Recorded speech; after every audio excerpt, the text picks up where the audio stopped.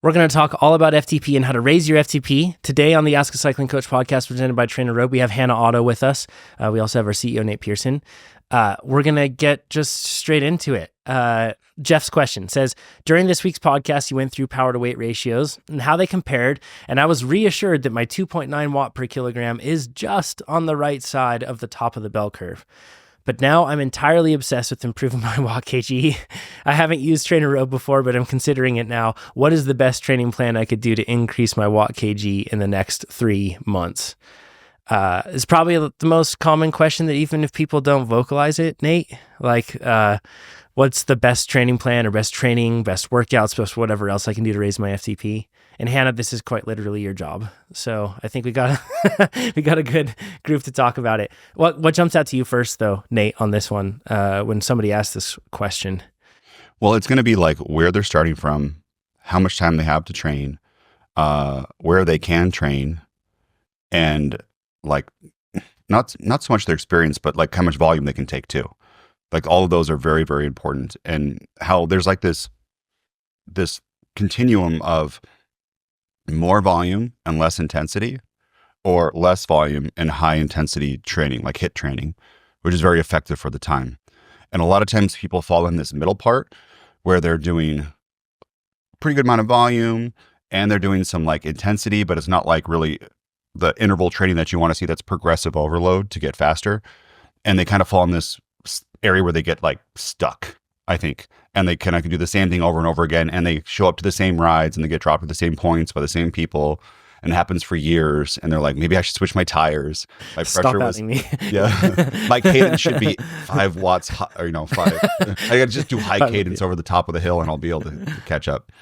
I think, I mean, we can go into after that too. And the time of the season also, there's pure watt kg, which is kind of, all other things being equal, the person with the highest watt kg usually wins the race, right? That typically, yeah.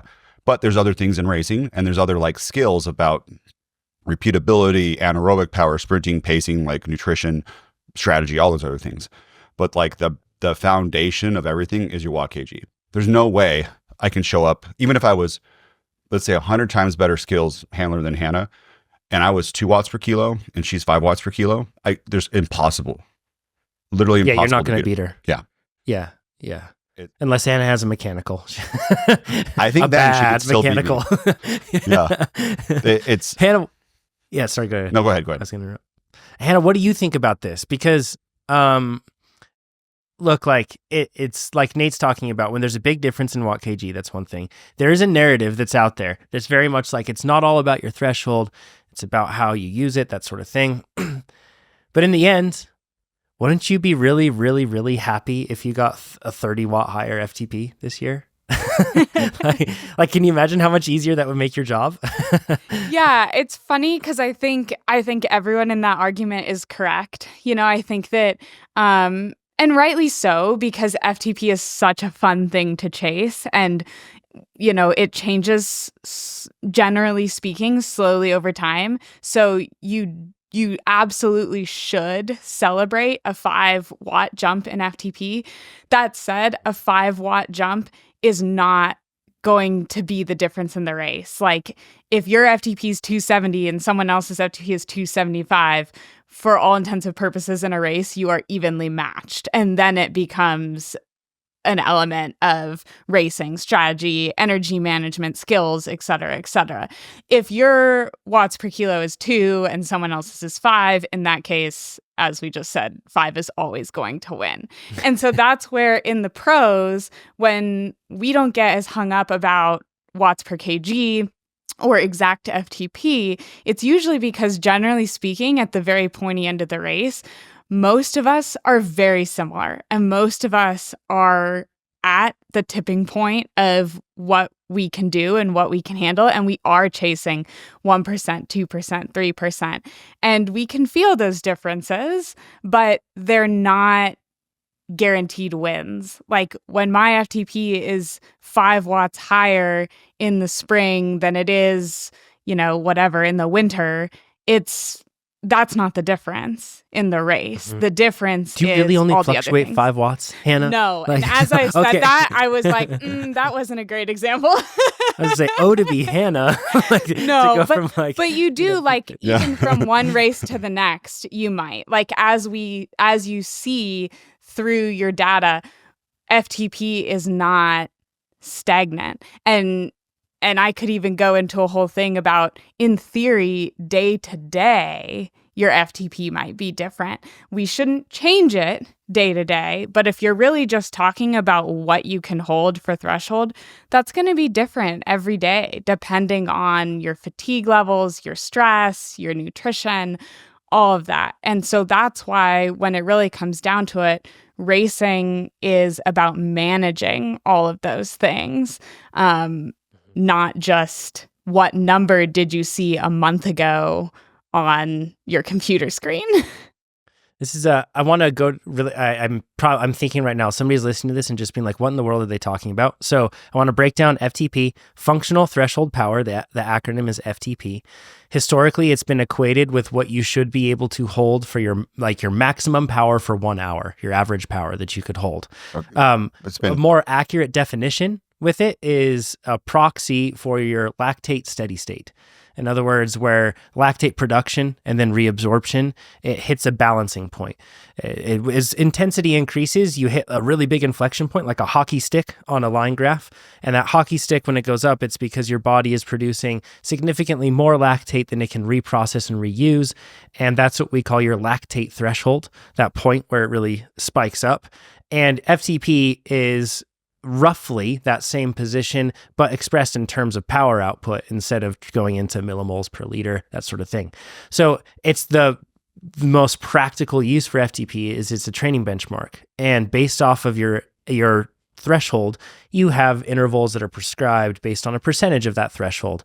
It's really cool because that coincides with like different zones and energy systems that your body uses. So you can really get precise with your training. And the best part is, of course, it all equates to the actual work you're doing instead of like heart rate. Heart rate is a lot like RPM in a car.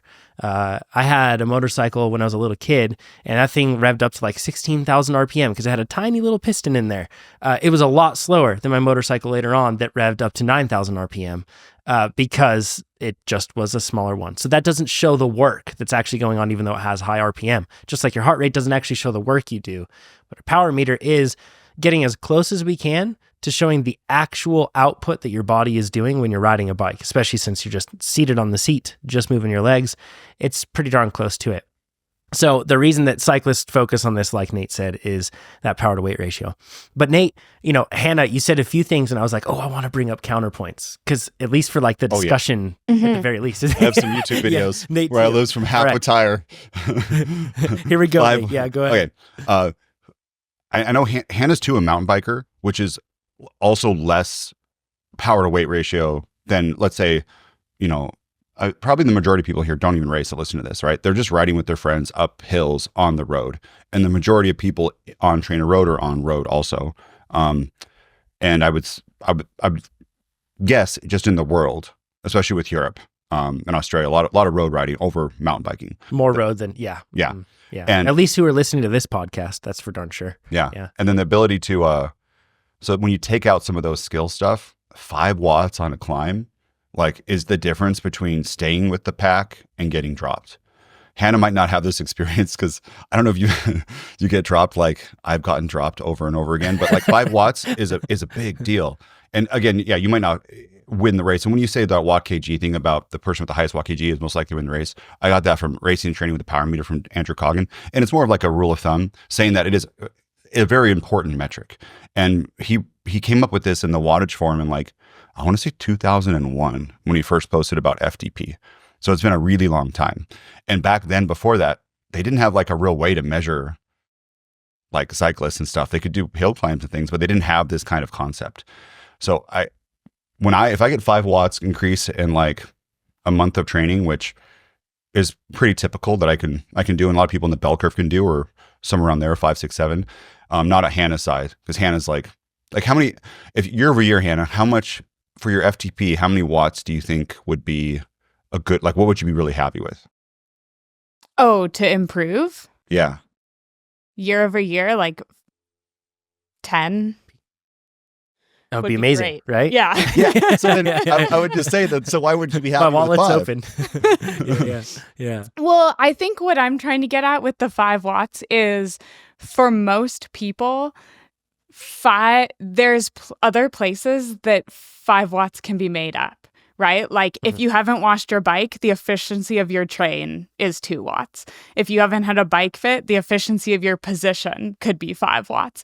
Like, so if you're missing 5 watts on somebody else, like if you're standing in the parking lot before a group ride and someone says, well, my watts per kg or my FTP is this and my FTP is this, don't just assume you're not going to beat them up the climb, because there's enough small differences within that I think you shouldn't count yourself out. Now, all things being equal, for the purposes of what we're saying, yes, absolutely, Nate. Yeah. Don't believe anyone's watt kg that they tell you before a race.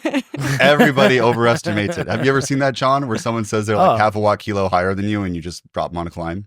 Well, it's funny because if somebody asks me like what my power to weight ratio is, in my mind, I'm like, yeah, it's like 5.2. No, it's not anymore. It was once. It is not anymore. You know what I mean? The like, best time you've ever did. Yeah. We always reference like the high watermark. It's really common. Hannah, you are in a position in your career where you can fight like crazy in terms of just like throwing everything at the wall. And if you get 10 watts, you're just like, this is an incredible year. Meanwhile, you over the last few years have probably had so much learning that has accumulated in terms of being efficient in a pack, being strategic and tactical, all those things. So it makes sense that your focus is so dialed into that, right? And when you do get to the very, very, because Hannah represents truly the point, like the tip of the spear, which is pretty cool that she's like able to talk to everybody about this, being at that level. When you're at the very tip of the spear, yeah, you're probably not thinking like, man, I just heard this discussion and I'm at 2.9 watts per kilogram, because you wouldn't be there. And I'm totally obsessed with raising my threshold. Instead, for you, it's much more about making sure that you're being super consistent with your training, dialing in all the things. So Hannah, I apologize if this feels like dismissive to you, but you are an outlier. You are not me. You're like, it's like talking to billionaires about like, because like, why don't you just buy the bank? Like, yeah, it's totally different. All that said, Hannah's learnings about how to do all this stuff, because in the end, it's the same principles, right? Like if you were as consistent as Hannah, you would see significant FTP gains. And I'm not even saying doing the same volume. I'm just saying being as consistent as Hannah. If you were as focused on nutrition and doing those sort of things, you would see massive FTP gains if you're down at 2.9 watts per kilogram. The reason Hannah sees less is because she's truly at the tip of the spear. I feel like, oh, sorry, go ahead, Hannah. Yeah. Oh, no, I was just exactly what you're saying. And I was going to add on, taking it all the way back to what Nate started with, which is the fact that even though we are on very different ends of the spectrum at 2.9 watts per kilo versus the pointy end of the pro field, the principles for improvement are the same. Just like Nate was saying, is you can basically approach it from many different angles, and it all depends on what you're doing and where you are. And so it's more obvious probably for someone who's newer because you have a smaller set of what you've done. And so it's like, well, this is what I've done. Now this is what I need to do. As a professional athlete, I have a lot more piled on there. Oh my gosh, I've done all these things. Well, where are my holes? But it's still the same concept. I'm trying to plug and fill holes and attack it from the same angle. You can push FTP up from the bottom, like Nate said, with higher volume, lower intensity, or you can pull it up from the top with those shorter, high intensity efforts. And for me, my job is to constantly figure out which it is that I need and which novel stimulus is going to have the greatest impact. Yeah. And that's hard. That's hard to like figure out sometimes, Nate, because I bet a lot of people will identify this, but I'm sharing it totally at my own cost here. When I have in my life, in training, you do a workout and you just feel so darn good after that workout, and who knows why. And then the next workout you do really well, and you're just like, okay, so 4,000% increase in whatever I just did, and I will do that for as much as I can. Yeah. And then you find yourself, because our it's our psychology gets in the way. You like typing? Yeah, exactly. And then if I lost 35 pounds, oh my gosh. Yeah, our psychology gets in the way, and we lose track of this outside perspective, this third person perspective, like Hannah's saying, of making sure that it's like, am I doing the right balance? Just because this worked right now doesn't mean that that's the only thing I need to do, and I need to massively increase that. This is going to be just an outright plug, but this is a big new update for TrainerRoad, but you can create a training plan solely for increasing FTP. Like that is the focus it will follow. And for a lot of people, that makes a lot of sense. Like you don't really care to like train specifically for an event. Instead, you just want to train to be fast and be better. And you want to do that all the time. And then occasionally you might drop races on. And I think that a lot of athletes should, like Jeff, in this case, you say you're considering TrainerRoad, go do it. Like you can build a plan specifically focused on that. And what it does is it manages that balance, that interplay, and making sure that you get the right workouts of, like Hannah said, supporting from the bottom, pulling from the top. It's complicated unless you have a third person there, like third perspective. And even me, I consider myself to be a pretty level-headed person in a lot of respects, and I lose perspective on it because I get really excited about an improvement. Nate, you were going to say something. Yeah, I want to talk about we're going to talk more about specifically how to raise your FTP and different approaches to it. And one thing that's been it was maybe a bigger topic like 5 years ago, but a huge was about like riding at a high percentage of your FTP versus like increasing your FTP. And when, Dr. Coggin, he's the person who made this up. When he first posted it, he said, 60 minutes.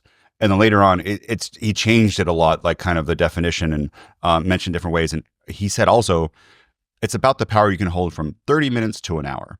And when you think of that, you're like, well, why isn't it an hour for everyone? And it's the ability to ride right at that threshold for a long time. And you can actually train that. So you can, maybe your lactate threshold is right around, you can hold it for 30 minutes, but you can actually train it to go up to, I think he says like, he's seen some like 70 minutes or 75 minutes for some people. And if you're going to do, depending on the type of race, maybe a time trial, it might make sense to do that, but depending on where you're at.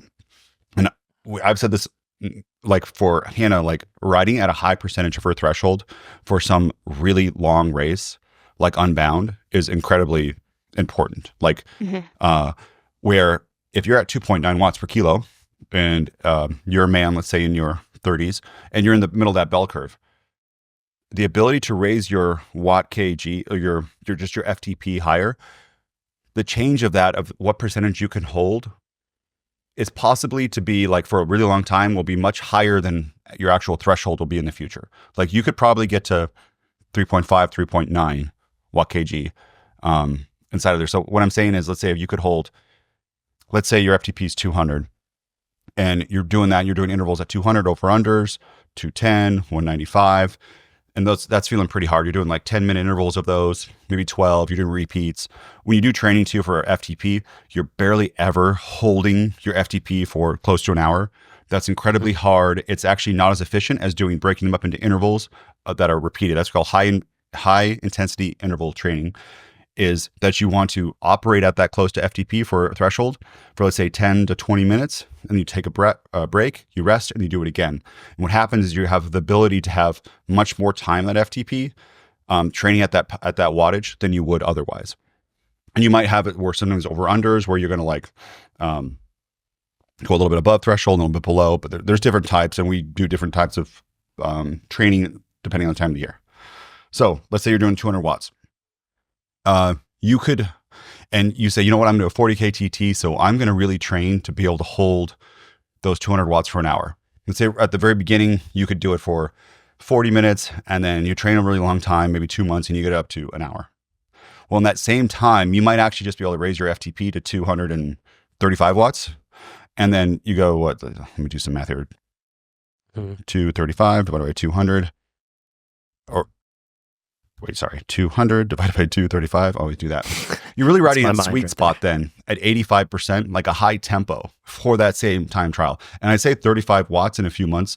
That is especially if you've never done interval training or done TrainerRoad, that is totally possible. It happens all the time. We have all these testimonials and stuff. If you look at our webpage or the App Store review or something like that, you can see it, or the forum.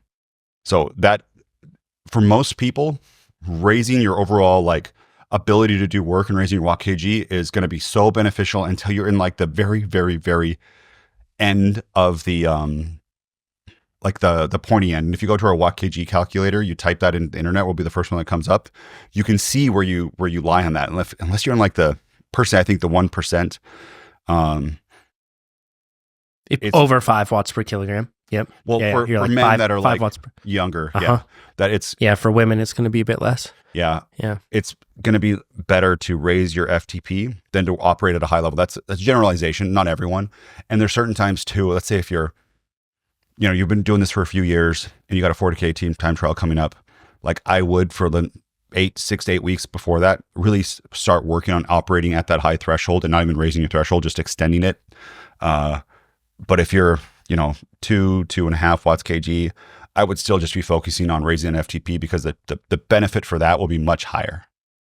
Yeah, absolutely. Hannah, sorry. Yeah, I wanted to, something Nate said, I just wanted to emphasize because this question is exactly what to do. I really like that you talked about those intervals, Nate, and putting the rest in between them, because another way you can say it is time under tension. So if you go and you just try and hold, let's say all you can do is 40 minutes at 200 watts. Let's say that's your maximum. Well, what if you did 6 by 10 minutes? Now it's 60 minutes that you've done at 200 watts. You had rest in between it, but you actually had longer at that, like I said, time under tension. And so I think that is a really critical part to raising FTP, is extending that time, even if it requires breaks.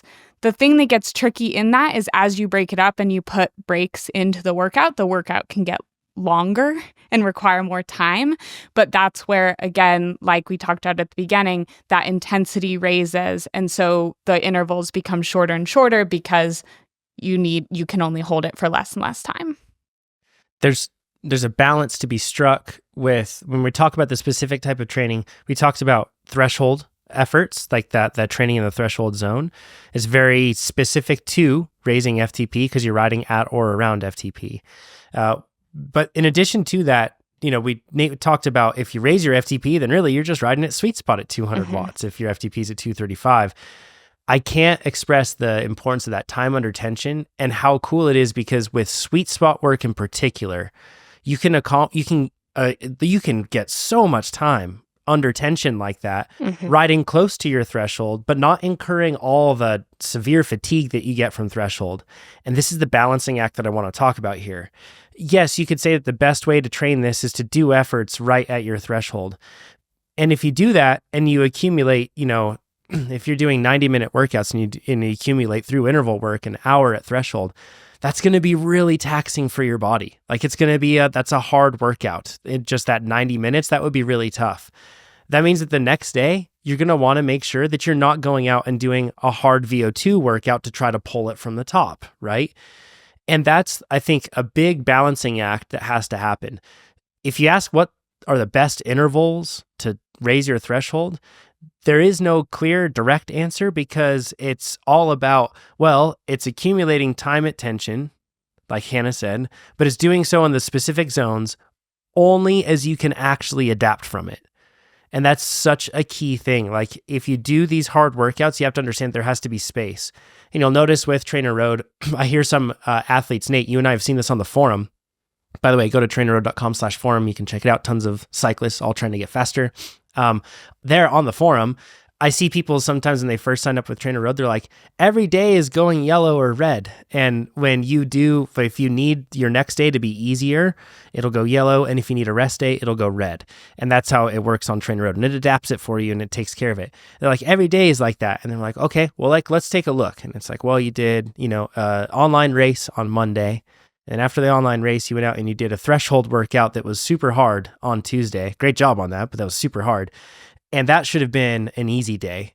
And then the next day should have been a rest day, but you did the group ride, and that group ride went for 3 hours.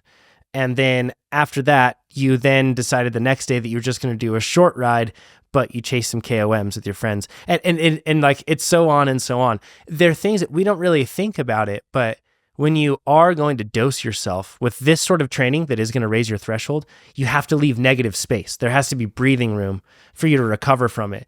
Otherwise, what you're doing is you're just pouring water on a saturated sponge. Like, it's not going to work. And then the result, though, is just you are going to feel really fatigued and really tired and not be able to get that sort of benefit from it. So the specific question of like, what is the best training? It's the training that's giving you the right balance of pushing from the bottom, pulling from the top, and giving you the right balance of load, that time under tension, like Hannah said, but also giving you the right balance of recovery. If it wasn't complex, then we wouldn't have coaching and we wouldn't have everything else that exists for it. Do you want to say something, Hannah?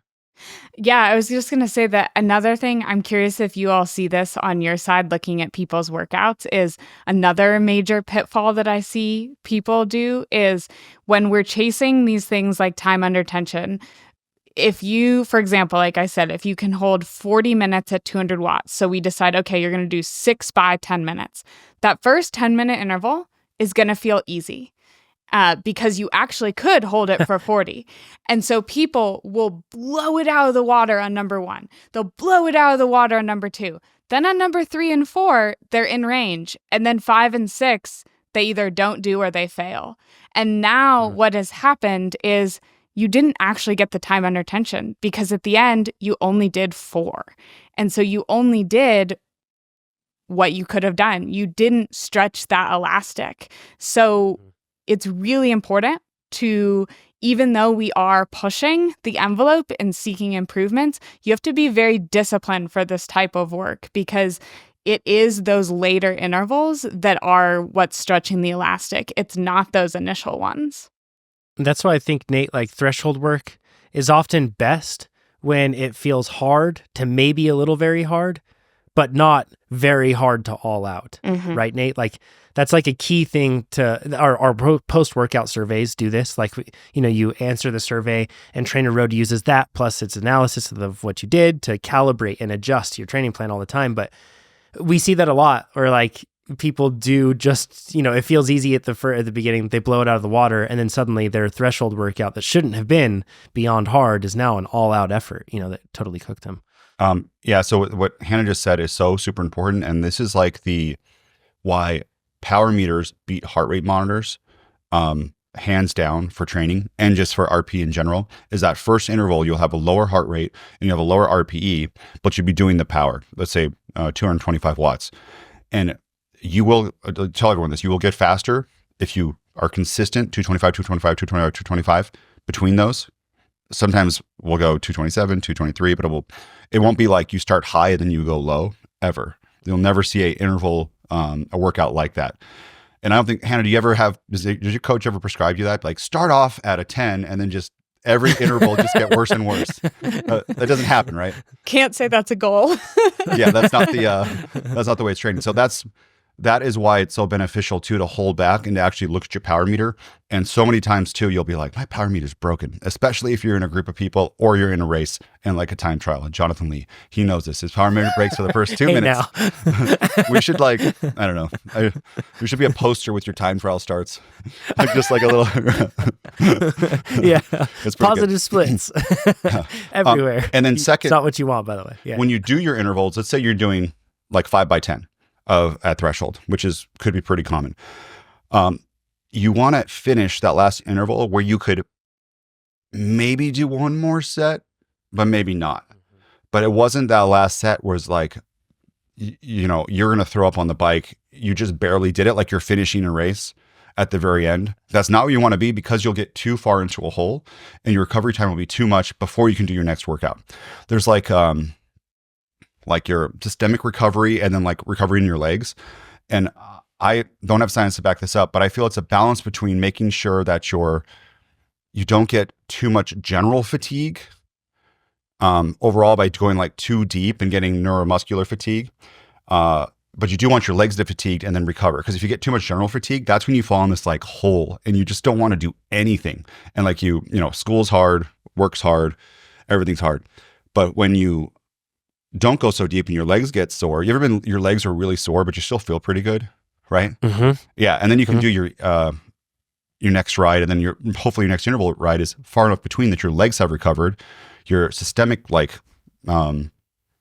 fatigue has recovered, and you can keep going. And that's again with red light, green light, where we try to prevent that systemic fatigue. We might be like, my legs don't even hurt that much, but you're kind of digging yourself into a hole because you've increased your training load by too much. I have a point here. I'm the opposite.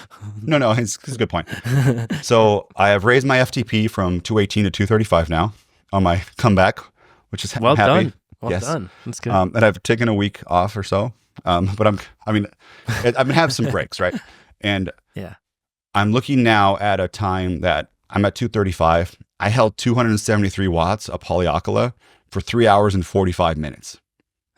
So that's like right now I could probably hold 273 watts for 4 minutes. And I held it. And that's also the elevation isn't exact. When we're talking about going up to Haleakala, it's up to 11,000 feet, I think. 10,000. Yeah, I gained 10,000 feet on the climb. So it's 9,600 feet. So it would be higher, right? My normalized power was 282.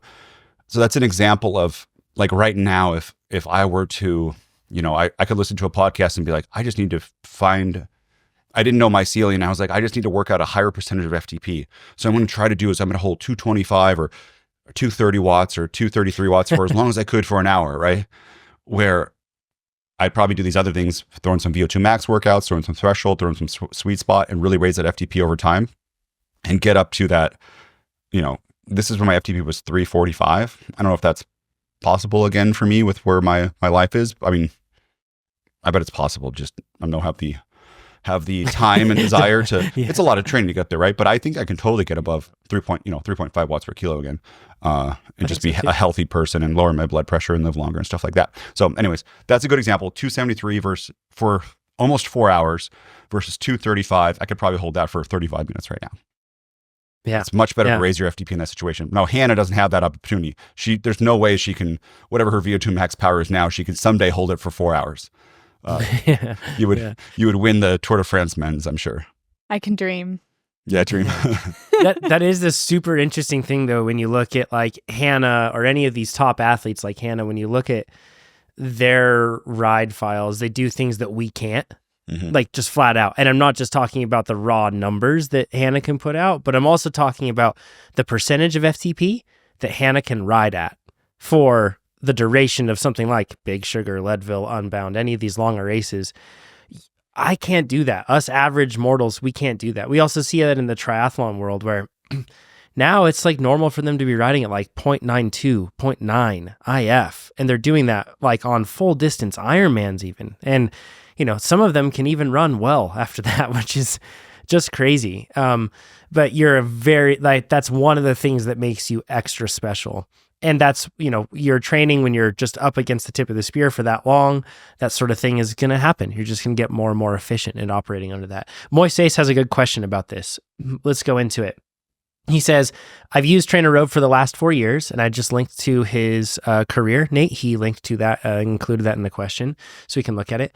Says, I've used TrainerRoad for the last 4 years, and I can't get over 240 watts FTP. I'm 45 years old, weigh 78 kilograms, which is 171 pounds, and this comes to 3.07 watts per kilogram. So 3 watts per kilogram, he's on the north side of the bell curve, but he's not far off the center point of the bell curve. For context, in what we see across TrainerRoad athletes, and have no physical deficiencies, or so I think, is what Moises says. So any advice besides going to the gym? Well, honestly, like the gym might be an unlock, and I want to cover that first. I know you said don't say that, but it might be something that can help. There was a study that we recently covered on the podcast where it looked at people that had it was pretty well designed in the sense that it had groups of cyclists roughly evenly sized, and it had them do strength training or just core training or just riding, and they all followed the same on the bike training throughout this whole process. The ones that did strength training saw more on the bike performance improvement than anybody else. And more than the core group, and the core group saw more than the nothing group. So there might be something to that, Moises, but if you don't want to go to the gym, that's cool. looking at your career, I see a lot of different opportunities where we could change things up in terms of what we could suggest to you for your habits and your training, where you could see more like consistent improvements. The main thing sorry, Nate, you've got some, main thing I'm seeing is consistency in general, being a huge opportunity here. What are you? I want to show, can I show this to Hannah and just Hannah? Like if I share my screen? Or will everyone I think see that it? if you share the screen, it might record. It might ruin this whole thing and everybody just might see the screen, but that's okay. The internet will be fine with it. If you hit share down on the bottom, Nate, you can share. And I just want to make sure. Moises, I hope you're okay with us doing this. And there's no I'll reach out to you via email beforehand. And if not, this question won't even be in here. How about that? Great. So, or you just cut this part out and show something else. Yep. We could just talk about it. Show a happy face. Okay. You can see this, right? Mm-hmm. Mm-hmm. Okay. So if we look at their career right now, we can see these, first we can see big gaps in training that happen. So you get into it, then you get out of it. And then where it's gray, that's going to be outside training, and green is going to be indoor training. And then these little diamonds are going to be when the FTP increases. So here's like a kind of a peak of FTP right around here, 238, 234. You're doing pretty good. But still, if we look at this gray line here, which is the one that you're training over time, I'm going to say it's sporadic, like a roller coaster. That represents the chronic training load. Yeah, more or like less. your 6-week training stress. So I'm going to see it goes up and down, up and down, up and down, and then it goes up and down. And if we come back here, you had a really good build here from October to, the mouse over is showing that, but October to, let's say, March, you had a really good build, and then kind of fell off a little bit there. Let's see what you go from. To 170, 186, 199, 208, 214, 216, That's 220. That's quite a trajectory. Yeah. So that's Yeah. great. And then in the summertime, you took it off. And looking at your career, now if we look at the actual, let me close this window, your actual workouts, what I'm seeing a lot, I'm going to come into here, is, so we have these red and yellow days. And I see a lot of stacking hard days back to back. Threshold, sweet spot, which is still a hard day, VO2 max. Yeah, exactly. Like just this block right here was threshold, endurance, sweet spot, VO2 max, endurance, threshold, with no breaks inside. And your triggered yellow days on each one of those days. So I bet as you went through, you were tired, right? And then maybe this is because you went on a trip afterwards. He's doing this on purpose. And here's the threshold in a sweet spot because there's a week-long vacation after this. You're like, maybe I can recover. If this was actual vacation, that's one thing. If it wasn't, that could be pretty hard, right? Like if it's, sometimes we think vacation, like a work trip, John, like it's not vacation. Yeah. No, it's not. And when we see a lot of these days, like this would be great right here. You have a sweet spot, you have recess. Perfect. You're having your easy day easy. And I was going to say earlier that some of us are like kind of addicted to cycling and to working out in general. And if we don't do something, and it's not even a joke, right? It's if you don't do something that day, it doesn't feel very good. Yeah. And if you do, you did a really hard workout, you want to keep that like steam rolling. And you've probably heard this before, but if you do want to ride, just make sure that easy day is easy. Like this right here. Once you start to do, I bet I could do another sweet spot day or another threshold day back to back. You can, but it's going to not make you as fast. You're not going to have recovery as much, and you're going to have that like systemic overall fatigue. What these days show when we're seeing that red and yellow, something Nate said, I want to reiterate it in a more clear way. What that's really showing us is not that that was an impossible workout to do because it was a red day or a yellow day. Instead, what that's saying is that in order to keep yourself on the best trajectory, to get the best consistent performance improvements, these are the suggestions that you should follow for the day. And that's, I think, the difference that when you're looking at this can kind of give you an idea of, oh, okay, so I was following what would have been best, or I was not, that week looks really rough, or I was not following what would have been best. Yeah. And this is, I think that we see the big time off throughout the year, and that will make it so that you reset. It's kind of like this might be somewhat of a depressing way to look at it. So if you two have a better metaphor, let me know. But the way that I think of fitness in general is that you're kind of standing on like a snowy slope and you have a snowboard on, and it's like, it's always slightly inclined so that you are like going uphill. And as a result, like if you just stay there and you don't do anything, you do just slowly drift back down, right? And if you take off 3 months, 4 months in the year, you're going to lose a huge amount of what you gained when you just trained for 6 months. And it's Huge. The consistency operates on different scales. So there's throughout the year, how consistently you're training. In other words, like out of the 356 days, in the end, when you look back, you definitely don't want to train 356 days, but you at least want to see that be you trained more than you didn't train. And then if you look at it on a day-to-day schedule, this is where these red and yellow days where you were doing back-to-back hard workout days, it's really common within your career to then afterwards see a break, like some time off, whether it's 2 to 3 days of missed training or whether it's a full week off. And when you do that, again, you just fall down that slope. Adding to that, you have fatigue, so it's probably steepening that slope even more, and it makes it so that you fall even further back. It's pretty tough. It's not exciting all the time, right, Hannah? Like, I bet your job, I know that people probably think it's super glamorous, but I bet your job on a lot of days is kind of boring from the outside in. Like, you're not doing the most exciting interval work. You're not going out and doing something that's lighting the world on fire every day. But instead, it's just like you're kind of trusting that stacking these bricks will eventually make a cool house. But for now, it's just bricks. Yeah. Yeah. And like you said, it's all about consistency and it's all about trust. You know, if every single workout I was looking at, like, what does this workout show? I would go crazy. You have to trust, like you said, you have to trust that those individual bricks are building something, because otherwise, yeah, you look at each one and you just sit there and think, what is this? What am I doing? And then you stop and then you go backwards. That's the one thing is like, it's not, if unlike many other jobs, if I take a break from my job, I actually get worse at my job.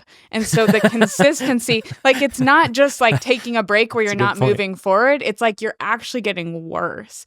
And so that's not to say you don't take a day off or a week off or even a month off at some point. But these either repeated short bouts of time off or extremely long time off, it's time that you're moving backwards. I'm also curious, Nate, could you go back to that chart of a more recent time when you were showing the indoor versus outdoor rides? Because one thing I was seeing is there are these are planned rides that didn't happen. This is just they are. Okay. Yeah. Because one thing I was going to ask was, do you notice a difference in the indoor versus outdoor rides here in terms of, I think a lot of the time something we'll see is people are really consistent indoors on the trainer, following their workouts, and then they go outside, they lose that consistency of following the plan, following the dedicated workouts. And even though they're riding thinking, oh my gosh, why am I not getting better? You actually aren't being consistent. And so they will not see that direct improvement.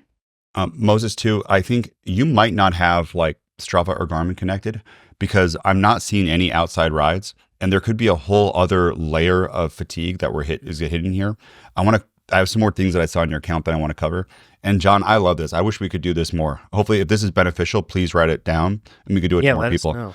And Moses, if you do connect your account, we can come back and look at this again. So if we look in here around November, you did start a TrainerRoad plan, because that's what I was going to say is before, I don't know how you're picking them, but you weren't doing a plan. And now you started a plan mid-volume. Might be a little challenging, but it's fine. And so this first week that you're here, you missed the first couple days, and on Sunday you did a sweet spot ride. And now if you look at the next week, this next week looks actually pretty perfect. You did on Monday a sweet spot ride, then you did a very easy ride. The next day on Tuesday, Wednesday you did a sweet spot ride, took a day off. Friday you did your over-unders, took a day off, and did your endurance ride. Now that week by itself looks really good. But if you consider that on the Sunday before you also did a sweet spot ride, you're stacking 2 sweet spot rides back to back at the very beginning. And if you consider the next week, you went right in from that endurance to another sweet spot ride. And then the same pattern happens again where you're kind of stacking these workouts. Looks like you're moving them around as you go through the week. Like maybe I've done this before, Nate, where it's like my Monday's hard. And so like I'm going to skip today's workout. And then what happens is Tuesday and Wednesday then end up being like 2 hard workouts back to back. And then suddenly I have this kind of black cloud of fatigue that is hard to get out from underneath, right? I think the issue here for them is that on the 15th, you can see that bald -1 was scheduled, which is a easy endurance ride.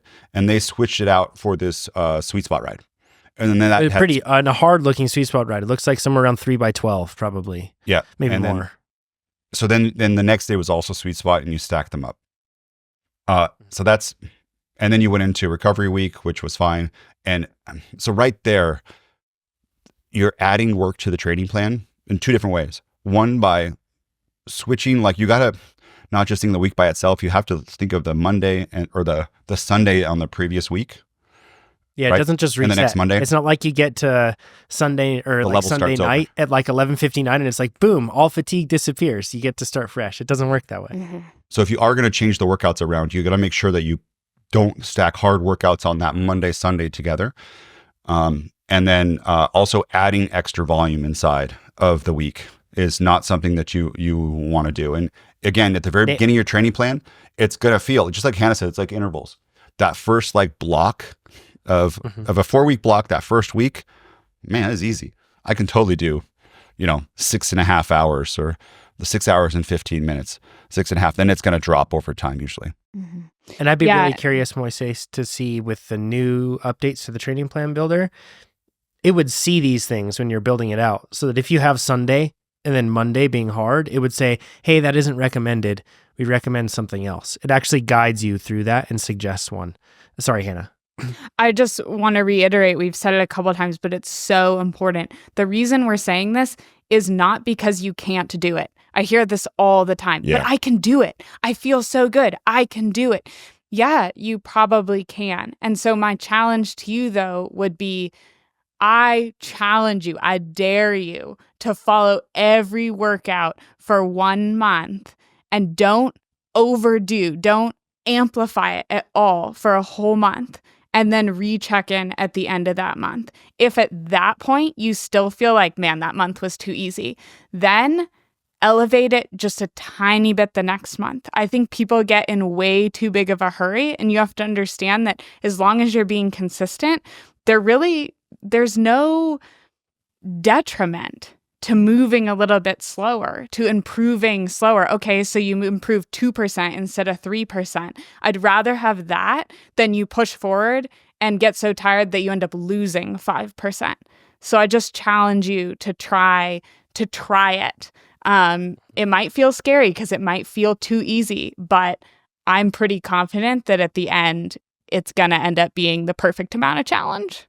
I think too, looking at this in that 4-week block that Moses did, I'm assuming it's he got a FTP bump of 9 watts in 4 weeks on that training. It's up to 229 on the plan. Yep, on the plan.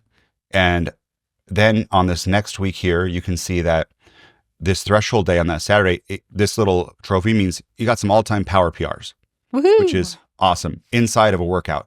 But also you can see if you look into it, he turned it down. So this last time, even though he got power PRs, it started to get really hard. And I'm guessing that's because of all of this fatigue the inside leading up to it. Yeah. And then the next day too, you have keeping in mind that we don't know if there's anything going on outside. Like our system doesn't know, right? Yeah, exactly. You got a red day here, and I think this is before. Yeah, this is before we're going to launch. So I'm sorry, but now you can look back and kind of maybe detect these patterns. Endurance was hard, and then you have a red day on VO2 max, and I bet you because of this, didn't turn out this workout of threshold where you turn it down. How many times do you guys have a workout where you're like, oh, I didn't give it my all, and then you just stack the other workouts? I got to make up for it. That's what goes on in our minds. It's not the right thing, that's what goes on in our minds. 3 red days in a row, and then you pretty much you do one more endurance ride, and you take 1, 2, 3, 4. It's 5 days for your next intensity, and then you have a couple endurance days, and then you have over 2 weeks off because of a trip. Those are the type of things. Like this is classic. I've been here too. This is what's going to keep you at the same level for a long time. Is that I think it would have been so much better to have the hard day than the easy day and the hard day and just go a little bit slower. And then somewhere inside of this trip, hopefully try to go to a a gym and ride a bike or something like that. I know it's hard on some of these trips, but just touching maybe two intense, like two of your intense days at the gym, and just follow it as best as you can, because I know I've tried it before, but taking power meters to the gym and like changing the pedals off and stuff, they usually don't like that. It's just gonna be hard to do it. I think you can totally get there. Like Moses, looking at this, there's so much room for improvement. And when you do train consistently, you get a big bump. I think you can do it. Mm-hmm. And I don't know if this is the case for this person, but maybe someone will resonate. And this has certainly helped me hold myself more accountable to the plan, is the understanding that oftentimes when we overdo it, that's not a badge of honor. It's actually an indicator of insecurity.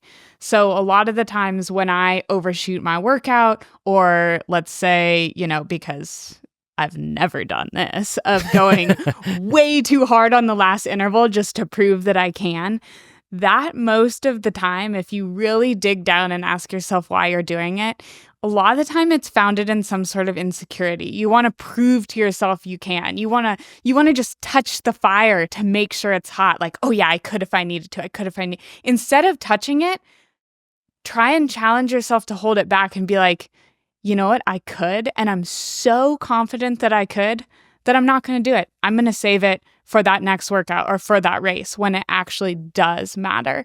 Constantly giving in to that insecurity to prove to yourself something, it'll eventually come back to bite you. It's not going to give you the confidence that you need. Confidence comes from doing it when it counts. That's a great segue, because what I did is I was going to see what our new plan builder, which gives you like the appropriate volume that we think you should have, because he's still triggering a lot of those yellow and red days. And it's okay to trigger some yellow days. You just have to respect them. And the occasional red day is fine too. You just have to respect it. And you just have to acknowledge that I did a little more than I should have. And when I went in there, I clicked on the plan and went to see what this plan is. You get this big red warning that says this training load's too high.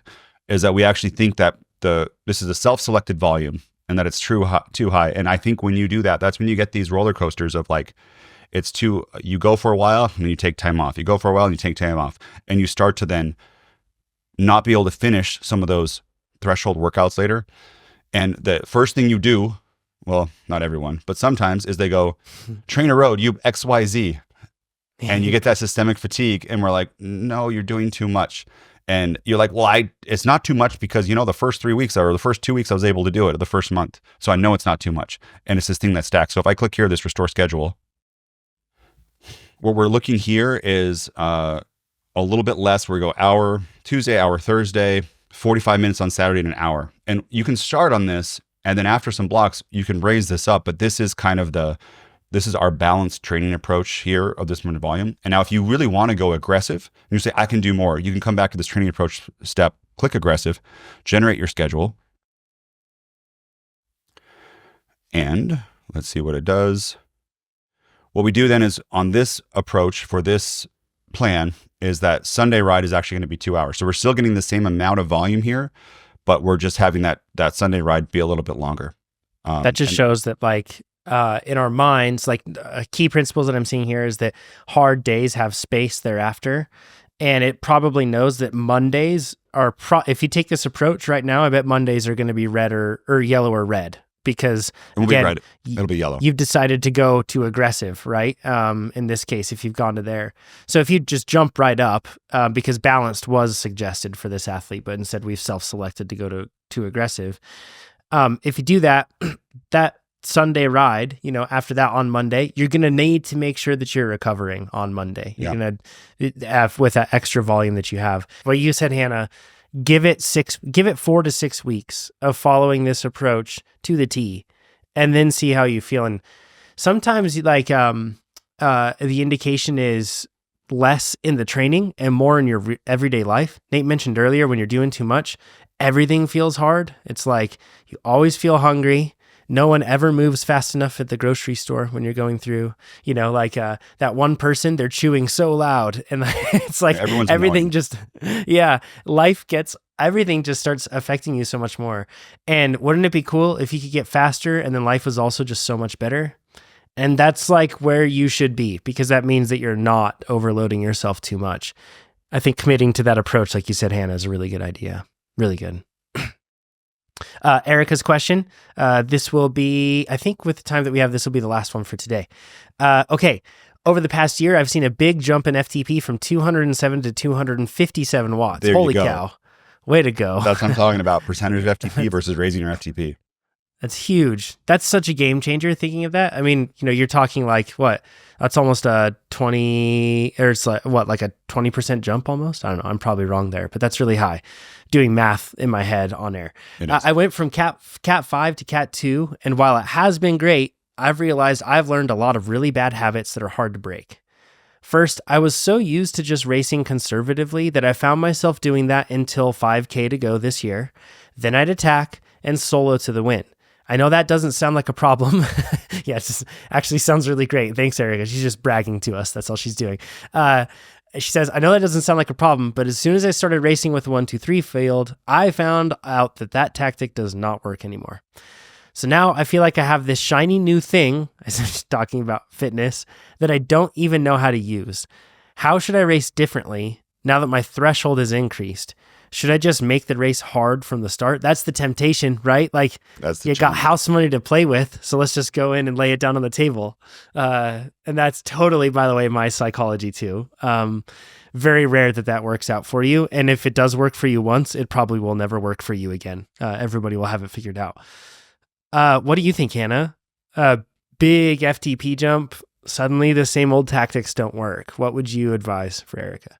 Yeah, you have to use your FTP now where other people can't hide. So kind of like we were talking at the beginning about how even if your FTP isn't as high, you might be able to hang on with things like drafting or being efficient, or you have to use the sections of the course where people can't hide in that way. And so now that you have this FTP, you might need to start analyzing the course a little bit more and seeing where you can really take advantage of that strength. So going hard from the start, most likely not a great option, because most likely, assuming this is road, what's going to happen is everyone's going to sit on your wheel until you're really tired, they're using less energy, and then they're going to come around.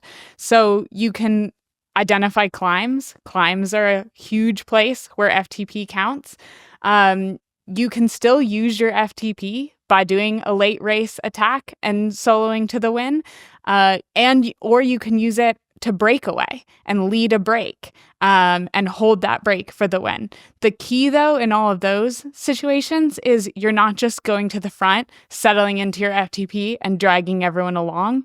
This now might be an area where, great, you just unlocked a new level with your FTP, and now it's time to work on something else. Maybe you need to work on some really strong explosive power in order to use that FTP, because you need to explode off the front, get that gap, attack, and then settle into your FTP. And you're going to be able to make that break stick because of the FTP, but your strategy has to be a little bit different now because you have to create that space. I like to think of this in terms of like your FTP is the volume of like a pint glass, right? Or a glass. And when somebody throws it, and let's just say that it is 200 watts, when somebody threw out an attack that was really hard and it was up at 600 watts and it lasted for 30 seconds or something, and then after that it started to drop down, that might have added enough water to your glass where it overflowed. In other words, where you felt like you couldn't do anything. Suddenly, you increase the size of that glass by 20%, and it's like, oh, actually, that effort didn't hurt me as much. I still have room to fill up in that glass. I think one of the things that I fear most as a rider that doesn't have the highest of FTPs against the people I'd be racing against in like a Cat 1-2 field or something. One of the things I fear about most is a big FTP rider behind me when I attack, or maybe back in the pack, and me knowing that it didn't hurt them that bad because they have such a high FTP they can absorb it, and then them just countering after that, and all they have to do is honestly ride threshold. And that will be so hard for me thereafter. If you can be the sort of rider that's riding in the pack and letting the riders that are less confident in their abilities, so they're throwing out these more random, panicked, less calculated attacks, if you can let them do that, then it makes it so that you can still ride below your limits and you can still make it just so that they get blown straight out the back. Nate, this was you. Like I'm thinking about like your threshold increase was substantial and you had to learn how to race differently as well throughout that whole process. I never was able, well, was I able to? No, I don't think I was, maybe once or twice. So just right off the front. But Erica, you're in like the amazing part now. You get the really fun part of racing. Like it is kind of boring if you can just solo off the front. Maybe I could do that for a few local races a long time ago. This is good. I think John, in our first Cat 3 race that I did or something like that with you, and I'm guessing, Erica, you're doing crits because you have a 1-2-3 field. You're, you know, Sounds you crit. 5-2, like it's road and it's probably a crit. John he said, I'm going to make, make it really hard. And he went super hard. And John is like a really fit rider, incredibly punchy. It's like a pop when he explodes, right? Our field though was maybe 70 people in Sacramento.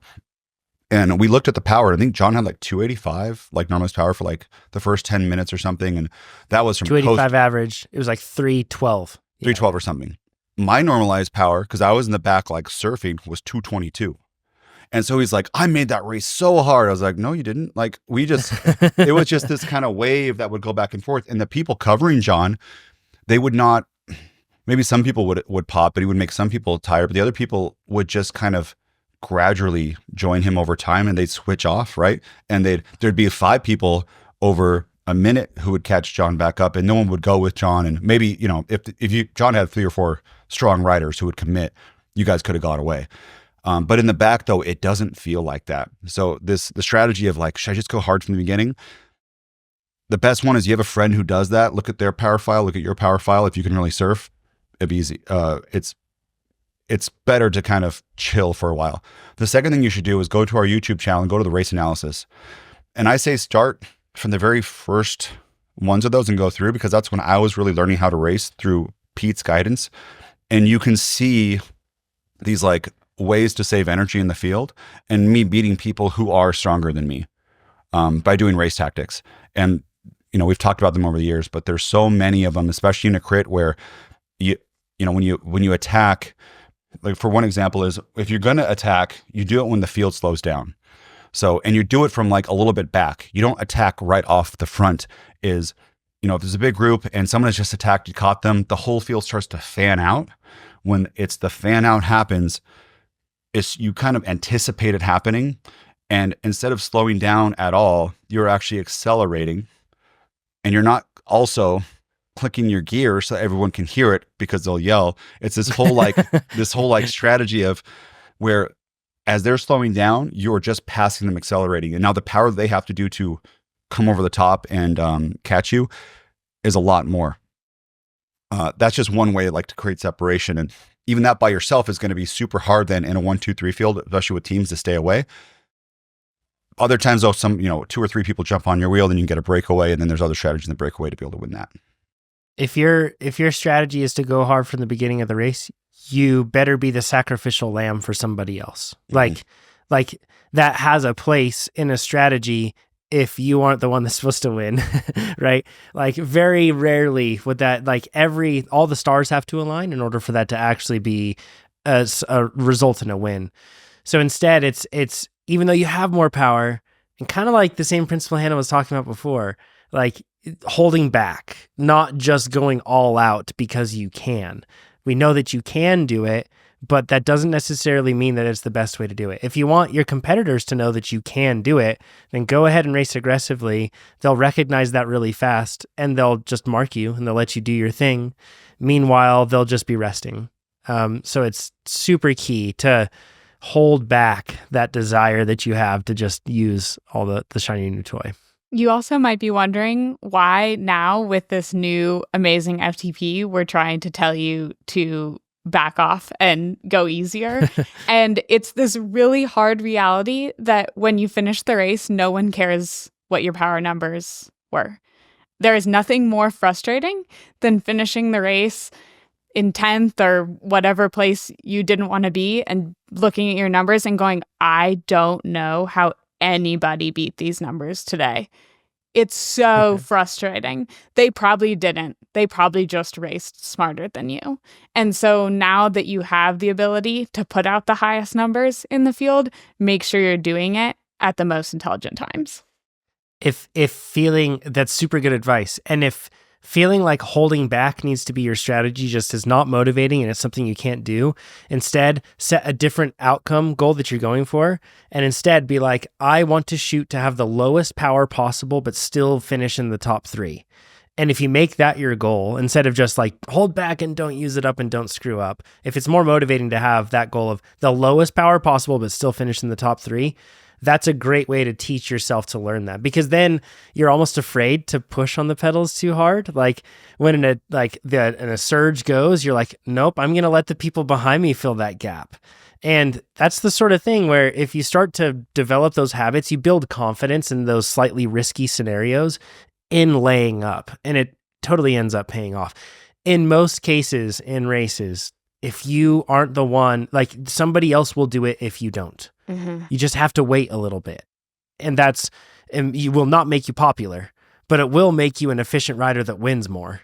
So it's, and in the end, if you're just racing to be popular, do whatever you want to do. But I think most of us, we race because we want to win or we want to do better than we have in the past. Yeah. Well, and here's something that's interesting is with this higher FTP, you can also afford to take those risks a little bit more. So one of the reasons that people with lower FTPs jump so fast to cover an attack is because if they don't and no one else covers it, they're done. They're off the back. They are not closing that gap. You can afford to wait a second and look around and make someone else close it, because if by chance no one does, you have the skills needed, you have the power needed to close that gap again. And so you can afford to hold your cards close and play them when it counts. And again, this comes down to confidence that you can close the gap, confidence that I'm going to hold back this whole race because when it's time to attack, it's going to be so hard and so fast and such high power that I'm going to be thankful that I waited and held back. That is what you need to be thinking. Not about, oh my gosh, this is so easy, I'm not utilizing my power. It's about thinking, wow, when I do go, I'm going to be so grateful that I waited because, man, it's going to be so intense when I go. I used to do what you just said. And there's a couple of videos in the race analysis where there would be a gap and someone would be on my wheel and I wouldn't feel it. And I literally, you can hear me saying like, we're just going to it's going to be mutual assured destruction. But I've always had a really good 1 minute power where you can see it. I'll drop back so far and then I'll just do one explosion and drop that person and get back on the race. And I am hurt for 15 minutes in the race where I'm just kind of just trying to hang on. But if you also become as a rider that they know that you'll just fall off the back, they will cover it. And there's no obligation to do this. This is a strategy game. This is like game theory. You don't have to cover every hole. And what other teams will do is the strategy for them is they will try to shame you. How come you're not covering that? Blah, blah, blah. Why aren't you doing the work for me? How come you're not working? Yeah. Why aren't you working for me? That's pretty much what they're saying. Why aren't you helping me win the race? But they'll say it in a way, especially if you're new, to try to say, you just don't understand racing. Why aren't you doing this? You're just hurting the whole field. Why, I can't believe you're doing this. That is messing up the rotation. You're riding dangerously, they'll even say, right? Or even, have you ever had the, come on, you can do it. You totally got it. It's like, yeah, I do. I know I do. Thank you. But I'm not doing it. Yeah. You got to fill those gaps, man. You got to fill those. What are you doing? Come on now. And then they shake their head and stuff and just laugh to yourself, because that is the reaction of someone who doesn't have the fitness probably and is just frustrated with their own self and taking it out on you. Something I have never, it's double negative, I have always seen to be true is the person talking the most is usually the person on the edge. Yeah. Almost always. If you start talking during a race, all I'm doing is logging in my head, okay, you're the next person to get shed. Yeah. Yeah. It's while it may not be absolutely perfectly true every single time, it's a pretty rock solid principle. It's a good chance. Yeah. Yeah, because why in the world would you be asking somebody to do something unless you felt like the stakes were high, right? Yeah. Like, if the stakes aren't high and you're chill, you're gonna not care about a person riding inefficiently. And instead, I look around all the other people in a situation like that. If somebody isn't pulling through, isn't doing those things, I'm totally fine with it, and I'm not going to get upset at it. And instead, I'm using that as a key. Like, okay, who is getting upset about this? Just like Hannah said. So like, if you do find yourself in a situation where you're getting upset about it, stop, recalibrate, and then ask who else is upset about this. And then allow yourself to kind of like reset the deck.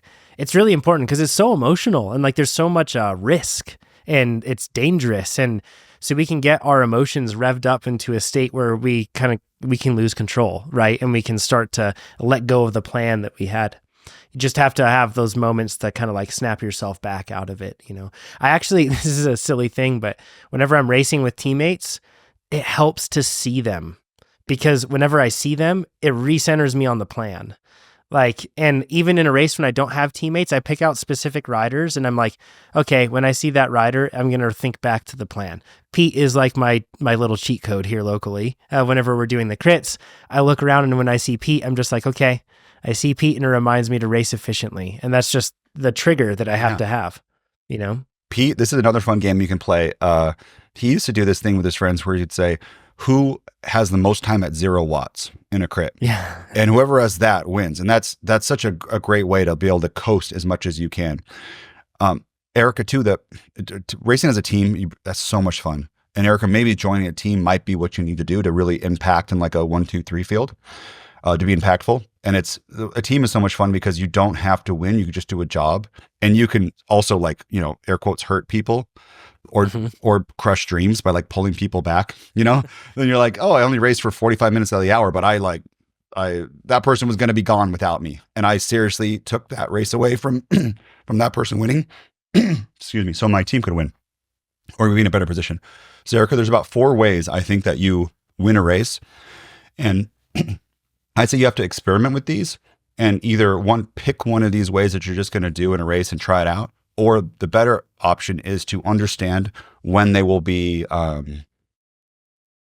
when it's like an advantage to do one of these ways and just pick it up inside the race and do it. And those ways are a breakaway, a flyer with like 2, 3, 4 laps to go, kind of a long one. I would never be able to do that by myself.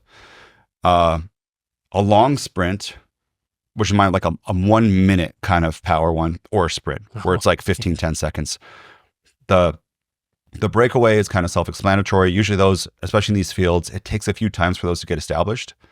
And women's, it's sometimes, depending on where you're at, it can be different because sometimes there is a huge disparity between 2 groups. So if you get in a breakaway with Hannah, like you won. Like you're not the one, you're in the hold on. You're in the sprint finish though. You know what I mean? Like you're gonna get away. If you're in that, there's a 1 or 2 riders that are, head and shoulders above the rest.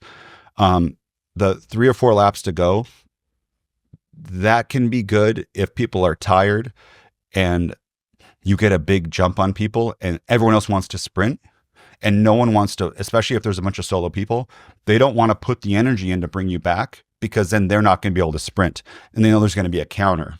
So they're all kind of looking at each other. The 2 ingredients for that is if it's likely to go to a sprint and you're not a sprinter, that's going to be your best card. Yep.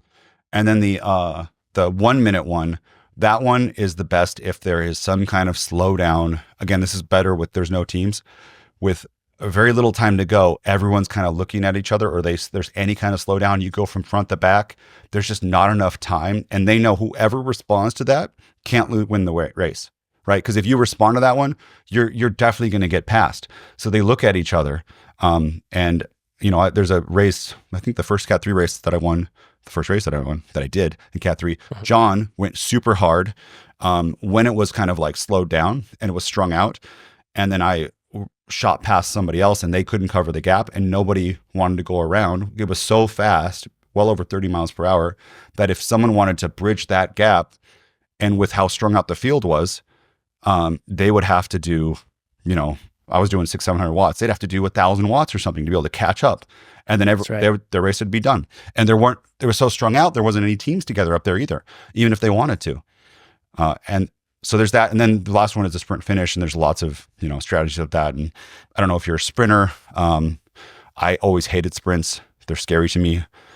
You look at their sprint training, so powerful I break chain rings but can't sprint past. Yeah, go look at that video. We'll link that down below. Yeah. Again, though, you might be wondering, okay, I just told you that I increased my FTP, and now Nate is telling me to wait till a sprint. This feels so counterintuitive. But again, it's not. And it's because the reason you might win that sprint now is because you put out so much less energy during the race relative to what you did when your FTP was lower.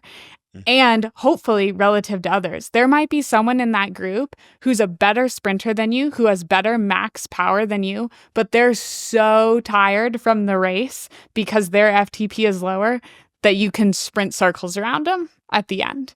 And so that's why, even though we're talking about an increased FTP, we're still saying, and maybe you win in a sprint, is because that's what FTP does for you. It unlocks these doors because you're using less energy throughout.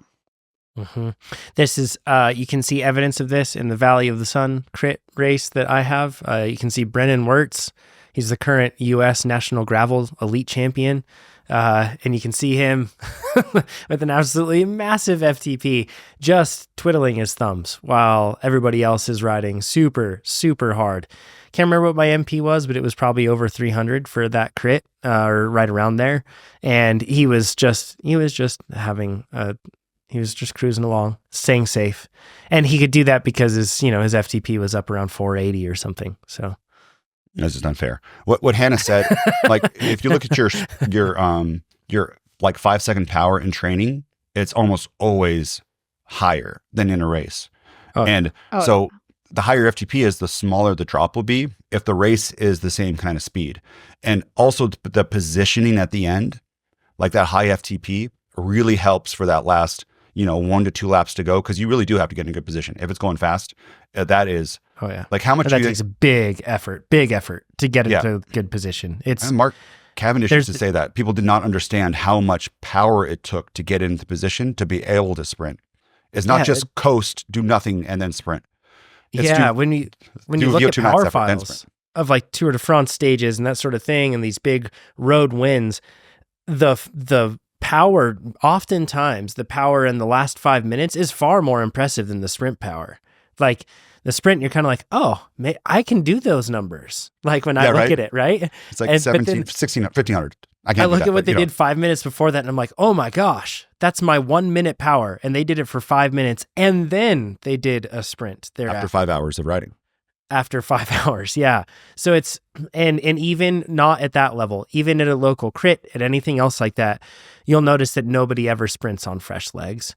And to get into a spot where you can have a hope to win a sprint, it takes a massive crescendo of power getting to the point where you can actually have a chance to win. It takes Unbound, a lot. Man, I'm so excited. Unbound from this year is a great example of that as well, because our sprint at the end of a 10-hour race, like, everyone's probably looking at it going, oh my gosh, like these women sprinting, not so great.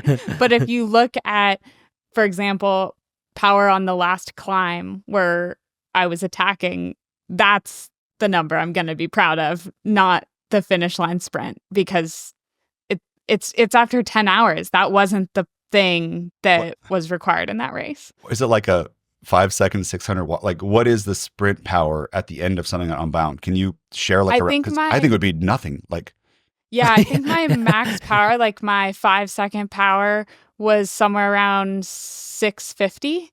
But the hill before, I went way too early. That's what ruined me. I thought I could win on the final hill.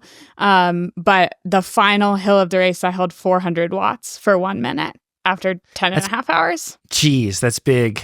Yeah. That's big. That's super big. So that was why. So I do that. And then, all I have is 650 in that final sprint. Yeah. What kind of fresh sprint would you have, Hannah? Just to give people a 5 second, you're just on the road training fresh sprint. Probably around 900. Yeah. So that's what, like a 30% drop in power? Yeah. Yeah. Yeah. And it's not uncommon. Like you see pro tour wins, and they happen on sprints of around 1,000 to 1,100 watts. Mm-hmm. I promise you, Van der Poel, I promise you, Wout can do upwards of 1,500 watts probably in their freshest form, right? You know, we have track sprinters putting out 2,300 just recently. Somebody had that. That's just insane. So yeah, it always drops down. This is super exciting. I want to go race crits right now. I'm going to be doing crit racing this spring. If you want me to record those, let me know. If people want to see that, it could be fun to do. I haven't recorded a crit race in a really long time, but it could be really fun. So it'll be a blast. This episode has been all about FTP and how to get faster. And if you want to get faster, you go to TrainerRoad.com, sign up. You can build a plan specifically to raise your FTP or to get better at group rides or to do a specific race that you're prepping for. And it'll manage all the details that we talked about today. It'll take care of the details so you can just train and ride it how you want. It's pretty great. Go check it out. Hannah, thanks for joining us. No racing coming up for you, I guess. So if you're in Tucson and going to be riding around, you might see Hannah in the next little bit. So go and say hi and wave to her. So you'll find her on Mount Lemon. See you there. All right. Thanks, everybody. See you later. Bye-bye. Bye.